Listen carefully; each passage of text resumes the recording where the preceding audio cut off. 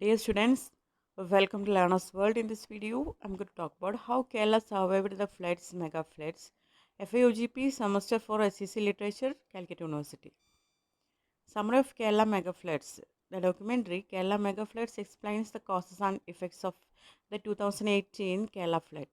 അപ്പോൾ ഇതൊരു ഡോക്യുമെൻ്ററിയാണ് Kerala mega flood എന്ന് പറയുന്നത്.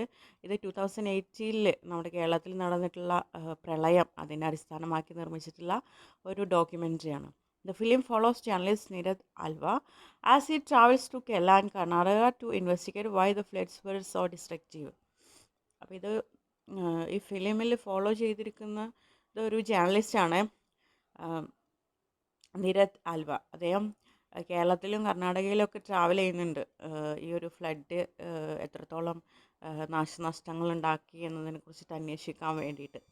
The documentary shows that several human activities contributed to the disaster. അപ്പോൾ ഈ ഡോക്യുമെൻ്ററിയിൽ നമുക്ക് കാണാൻ കഴിയും ചില മനുഷ്യരുടെ കടന്നുകയറ്റം മൂലമാണ് ഈ പ്രളയം വന്നിട്ടുള്ളത്, ഇത്രയും നാശനഷ്ടങ്ങളൊക്കെ സംഭവിച്ചിട്ടുള്ളത്. These include deforestation, sand mining, quarrying, loss of paddy fields due to urbanization and climate change. അതായത് മനുഷ്യരുടെ ലാഭം ലക്ഷ്യം വെച്ച് മനുഷ്യർ നടത്തിയിട്ടുള്ള ചൂഷണം മൂലമാണ് പ്രകൃതിയിൽ ഇങ്ങനെയുള്ള ഡിസാസ്റ്റേഴ്സ്, ഇങ്ങനെയുള്ള ദുരന്തങ്ങളൊക്കെ സംഭവിച്ചിട്ടുള്ളത്. അതായത് ഡിഫോറസ്റ്റേഷൻ, വനനശീകരണം മൂലം ഇങ്ങനെയുള്ള നാച്ചുറൽ കലാമിറ്റീസ് ഉണ്ടായിട്ടുണ്ട്. സാൻഡ് മൈനിങ്, അതായത് മണൽ കുഴിച്ചെടുക്കുക. Quarrying, loss of paddy fields due to urbanisation, നാഗരികതയുടെ ഭാഗമായിട്ട് പാഡി ഫീൽഡ്സ് നെൽവയലുകളൊക്കെ നികത്തൽ, അതുപോലെ ക്ലൈമറ്റ് ചേഞ്ച്, ഇതൊക്കെ ഈ കാര്യങ്ങളൊക്കെ മനുഷ്യൻ്റെ കൈക്കടത്തൽ മൂലം ഉണ്ടായിട്ടുള്ളതാണ്. ഇതൊക്കെ ഇങ്ങനെയുള്ള നാച്ചുറൽ ഡിസാസ്റ്റേഴ്സിന് കാരണമായിട്ടുണ്ട്. Because of climate change Kerala is now experiencing extremely heavy rainfall. ഈ കാലാവസ്ഥയിൽ തന്നെ വലിയൊരു മാറ്റം വന്നിട്ടുണ്ട്. അതുകൊണ്ട് തന്നെ ഇപ്പോൾ പല രീതിയിലാണ് മഴ നമുക്ക് കിട്ടുന്നത്. അതായത് ഹെവി ആയിട്ടുള്ള റെയിൻഫോളാണ് നമുക്കിപ്പോൾ കിട്ടുന്നത്.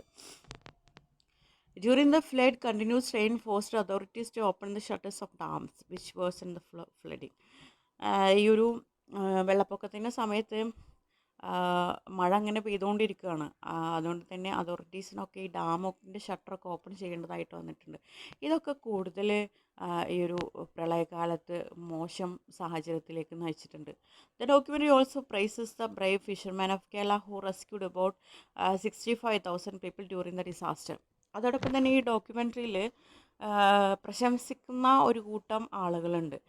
ഫിഷർമാൻ, കേരളത്തിലെ മുക്കുവന്മാർ, അവർ ഈ ഒരു ദുരന്ത സമയത്ത് ഏകദേശം 65,000 ആളുകളെ രക്ഷപ്പെടുത്തിയിട്ടുണ്ട്.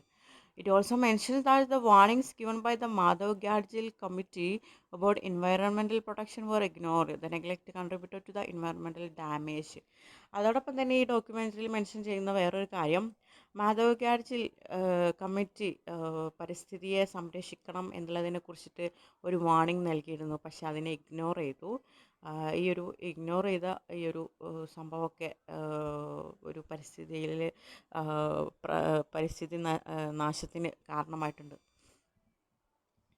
The flood destroyed homes, livelihoods and caused suffering in many places including Kodak. The weaving community in Chendamangalam suffered heavy losses. അപ്പോൾ ഈ ഒരു വെള്ളപ്പൊക്കം മൂലം നമ്മൾ കണ്ടതാണ്, ഒരുപാട് വീടുകൾ നഷ്ടപ്പെട്ടു, ഒരുപാട് ആളുകളുടെ ഉപജീവനം നഷ്ടപ്പെട്ടു, ഒരുപാട് അവർ താമസിക്കുന്ന വീടും അവരുടെ സ്ഥലമൊക്കെ അവർക്ക് നഷ്ടപ്പെട്ടു. കൊടകിലൊക്കെയാണ് ഇത് കൂടുതലായിട്ട് ബാധിച്ചത്. അതുപോലെ ചെണ്ടമംഗലം എന്ന് പറഞ്ഞിട്ടുള്ള ആ ഒരു കമ്മ്യൂണിറ്റിയിൽ വലിയ നാശനഷ്ടങ്ങൾ സംഭവിച്ചു. കൂടുതലും അവിടെ ഈ നെയ്ത്ത് തൊഴിലാളികളൊക്കെ ആയിരുന്നു, അവർക്കാണ് കൂടുതൽ നാശങ്ങൾ സംഭവിച്ചത്.